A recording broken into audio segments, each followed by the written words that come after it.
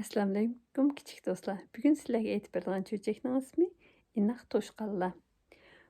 O'rmonda bir tulki bor edi. U to'shqanlarga zotila aromchilik bermadi. Bir qari to'shqan to'shqanlarni atrofiga yig'ib, "Qarindoshlar, biz ko'p, tulki yolg'iz. Shunga hammamiz birlashib, tulkini qo'rqitib o'rmondan quvib o'tayli", dedi. Ular orman ichiga mökünüp turib, tulki kelganda hammasi biroqla "Yo'qol bu yerdan!" deb vaqirashdi.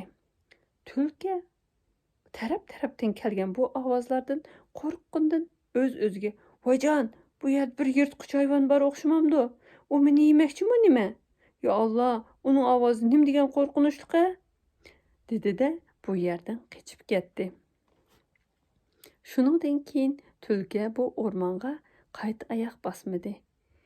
Aqlli to'shqanlar bir-biri bilan xushal-xuram, inoq birlikda yashadi. Kichik do'stlar, inoqlik, o'mlik har vaqt insonlarga yaxshilik elib keldi. Do'stlaringlar bilan inoq ittifoq yaxshi yashanglar. Xo'sh, yana bir qatimliq cho'chak aytish soatimizda ko'rishaylik.